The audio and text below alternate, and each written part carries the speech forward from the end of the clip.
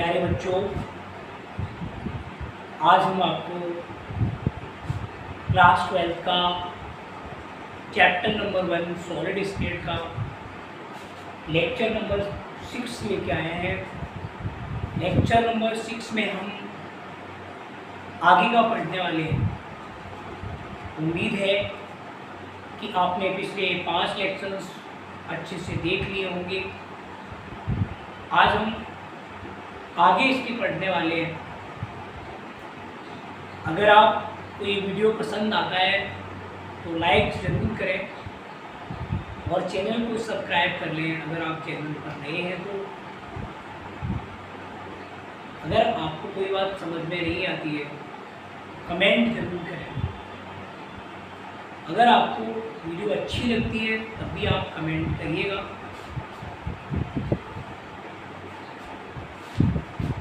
Lecture number 6 में हम आज करने वाले हैं, कल हमने इकाई सेल के बारे में पढ़ा था कि जो इकाई सेल होते हैं वो हमारे मुख्य रूप से 4 प्रकार के होते हैं। इनको हमने सरल इकाई सेल, दूसरा हमने अंत्य केंद्रित इकाई सेल, तीसरा हमने फलक केंद्रित इकाई सेल, चौथा हमने अंत्य केंद्रित इकाई सेल के नाम से पढ़ा था। आज हम उसी इकाई सेल के कुछ पैरामीटर हैं, उसको नापने की एक यूनिट है कि वो कौन सा टाइप का यूनिट इकाई सेल है, तो उस नापने के जो पैरामीटर होते हैं उसका हम अध्ययन करने वाले हैं। ये स्टूडेंट्स, आप ये जो देख रहे हो ये एक सिंपल ट्यूबिंग है, इसको हम सरल घन कहते हैं। इसमें सिर्फ पार्टिकल्स कॉर्नर पे होते हैं 1 2 3 4 5 6 7 8। और अगर आप किसी भी क्यूब में देखोगे तो उसमें 3 विमाएँ पाई जाती हैं। देखिएगा उसमें 3 अक्ष पाए जाते हैं। आप देख रहे हो एक ये अक्ष है, एक ये अक्ष है और एक ऊपर की तरफ जा रहा है। बच्चों, अगर आप अपने कमरे को इमेजिन करो तो उसके आप किसी एक कोने को इमेजिन कर लो और एक कोने को अगर आप इमेजिन करोगे किसी भी कोने को, जैसे मान लो आपने उस कोने को इमेजिन किया तो आप उसको 3 आपको विमाएँ दिखाई देंगी, आपको 3 लाइन्स दिखाई देंगी। एक इधर को जा रही है, एक इधर को जा रही है और एक नीचे की तरफ आ रही है। ऐसे ही आप अगर नीचे वाला कोना करेंगे तब भी आपको एक इधर जा रही है, एक इधर, एक ऊपर की तरफ, यानी एक लंबाई की होगी, एक चौड़ाई की होगी और एक ऊंचाई की होगी। तो 3 विमाएँ यहाँ दिख रही हैं। जैसे मान लो ये वाली जो विमा है उसको हम स्मॉल ए कहते हैं, इस वाली विमा को हमने स्मॉल बी नाम से जाना और जो ऊपर की तरफ जा रही है उस विमा को हमने स्मॉल सी नाम से जाना है। डियर स्टूडेंट्स, इसमें हमने कुछ एंगल्स भी व्यक्त किए हैं, कुछ कोण भी हमने बनाए हैं। जैसे मान लो ये बी और सी, ये वाली जो अक्ष है वो बी अक्ष है और ये वाला जो अक्ष है वो सी अक्ष है। इन बी और सी अक्ष के बीच में अल्फा कोण पाया जाता है। इसके और इसके बीच में जो एंगल बन रहा है वो हमारा अल्फा कोण है। अगर आप यहाँ देखेंगे ए और सी के बीच में हमने बीटा कोण बनाया है। अगर आप यहाँ देखोगे तो यहाँ ए और बी के बीच में गामा कोण बनता है। तो बच्चों, हम इससे किसी भी यूनिट सेल की लंबाई और उसके बनने वाले कोण के बारे में इस पैरामीटर से जान सकते हैं। हमने इसको यहीं पे मेंशन भी किया है, इकाई सेल पैरामीटर के अनुसार। अगर आप देखोगे तो ये इकाई सेल पैरामीटर है। इसके अनुसार क्या होता है, जो इकाई होती है इकाई सेल में 3 अक्ष होते हैं जिन्हें ए बी सी कहते हैं। मतलब इकाई सेल पैरामीटर के अनुसार अगर आप देखोगे तो एक इकाई सेल में, अगर आप इसको इकाई सेल पैरामीटर है, इकाई सेल में अगर आप देखोगे, इकाई सेल में अगर आप देखोगे तो 3 एक्सिस होते हैं। एक को ए नाम से जानते हैं, एक को बी नाम से जानते हैं और एक को सी नाम से जानते हैं। ए बी सी अक्ष कहते हैं या ए बी सी कहते हैं। दूसरा इसमें हमने पॉइंट मेंशन किया है, इनमें बी और सी अक्ष के बीच अल्फा कोण, अगर आप देखोगे तो यहाँ पर बी और सी ये है, इसके बीच में जो कोण है अल्फा कोण है। ठीक है। अगर आप इसमें ए और सी अक्ष के बीच में बीटा कोण, इसमें ये ए एक्सिस है और ये सी एक्सिस है, ए और सी अक्ष के बीच में जो कोण है वो हमारा बीटा कोण है। अगर आप देखोगे यहाँ पे मैंने मेंशन किया है ए और बी अक्ष के बीच गामा कोण पाया जाता है। अगर आप ए और बी एक्सिस के बीच में देखते हो तो वहाँ पे गामा बॉन्ड प्रेजेंट होता है। तो डियर स्टूडेंट्स, हमने इसमें ये देखा कि हमारे पैरामीटर में 3 एक्सिस थे, यानी 3 विमाएँ थी, जिनको हम ए बी सी नाम से जानते थे, और उनके बीच में बनने वाले जो कोण है वो 3 तरह के कोण बन रहे थे, जिनको हम अल्फा बीटा गामा नाम से जानते हैं। इस पैरामीटर के हिसाब से जो इकाई सेल होती है वो 7 क्रिस्टल तंत्र में बांटी गई है। वो 7 क्रिस्टल तंत्र हम आगे पढ़ने वाले हैं। वो हम 7 प्रकार के क्रिस्टल तंत्र एक टेबल के माध्यम से आपको समझाने की कोशिश करेंगे। उससे पहले आप इसको उतार लीजिएगा।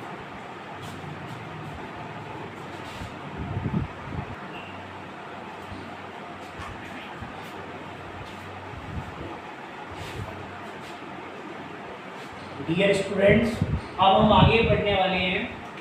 जो हमारा क्रिस्टल तंत्र हमने आपको बताया था वो 7 टाइप का होता है, 7 टाइप होते हैं इसके, 1 2 3 4 5 6 7।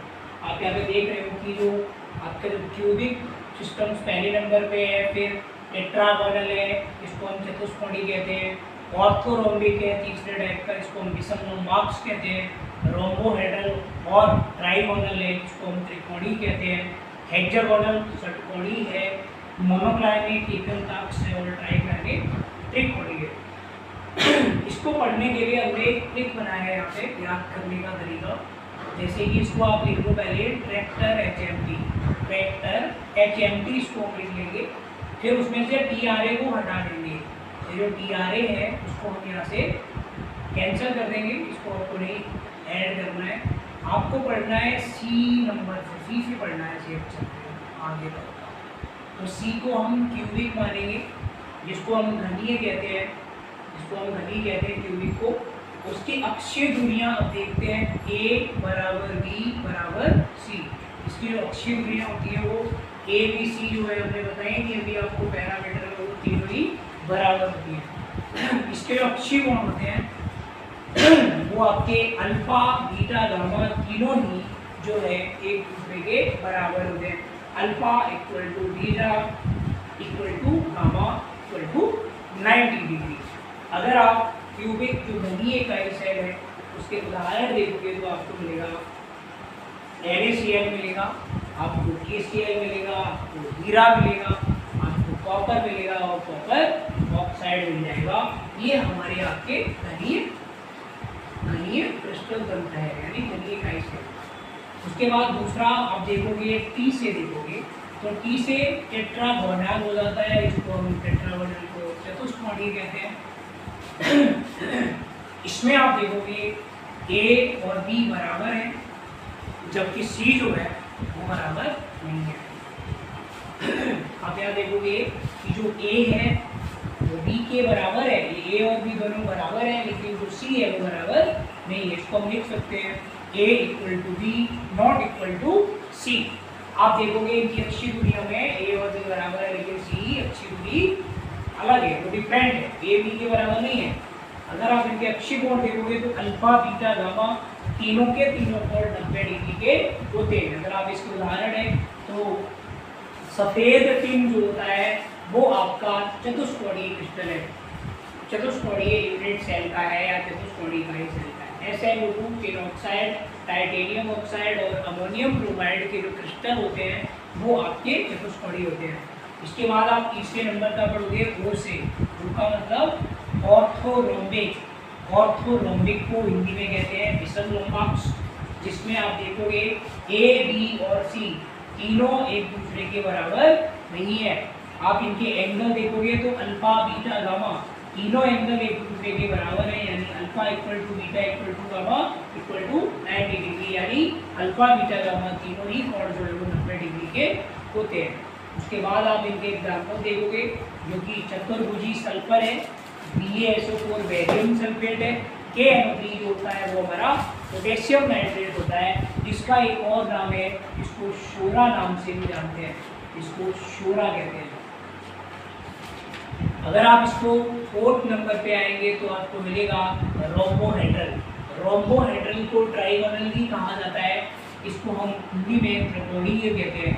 जो आपका त्रिकोणीय इकाई सेल होता है उसमें अगर आप देखोगे अक्षीय दूरियां जो कि A B C जो अक्षीय दूरियां होती हैं वो तीनों ही तीनों दूरियां एक दूसरे के बराबर होती हैं। तीनों की तीनों दूरियां जो है वो एक दूसरे के बराबर है। अगर आप इनके एंगल देखोगे तो अल्फा बीटा जो गामा है वो तीनों के तीनों एंगल जो होते हैं वो 90 डिग्री के नहीं होते। मतलब अल्फा बीटा गामा ये तीनों एंगल एक दूसरे के बराबर तो हैं लेकिन वो 90 डिग्री के नहीं है। अगर आप इसका एग्जांपल है तो वो कैल्साइड होता है, Na होता है और वो बल्ब होता है। इसके बाद में अगर आप देखोगे 5th नंबर पे आता है हमारा, वो है हमारा H, इसका नाम है 1 2 3 4 5। 6 नंबर पे आपका हेक्सागोनल आता है, इसको षटकोणीय कहते हैं। इसमें अगर आप देखोगे तो षटकोणीय इकाई सेल में ए और बी दोनों बराबर होते हैं लेकिन जो सी है वो बराबर नहीं होगा। ए बी दोनों बराबर है लेकिन सी बराबर नहीं है। अगर आप इनके एंगल देखोगे तो अल्फा और बीटा दोनों कोण बराबर है लेकिन वो 90 डिग्री के नहीं होते और गामा जो कोण होता है वो 120 डिग्री का होता है। इसे उदाहरण अगर आप देखोगे तो जो षटकोणीय इकाई सेल होती है वो ग्रेफाइट में पाई जाती है, HgS में पाई जाती है, वो जिंक में पाई जाती है, वो कैडमियम में पाई जाती है। अगर आप 6वें नंबर का देखोगे तो 6वें नंबर पे आता है M, 7वें नंबर पे T है। 6वें नंबर का पहले देखेंगे मोनोक्लाइनिक होता है जिसको हम एकंताक्ष कहते हैं। इस मोनोक्लाइनिक में जो अक्षीय दूरियां होती है वो A B C तीनों एक दूसरे के बराबर नहीं होती, इसीलिए इनको बोलते हैं मतलब A not equal to B not equal to C। अगर इनके अक्षीय कोण देखोगे तो अल्फा गामा जो होते हैं वो 90 डिग्री के होते हैं लेकिन जो बीटा कोण होता है वो 90 डिग्री का नहीं होता। ये दोनों बराबर है एक दूसरे के, अल्फा गामा और 90 डिग्री के भी है।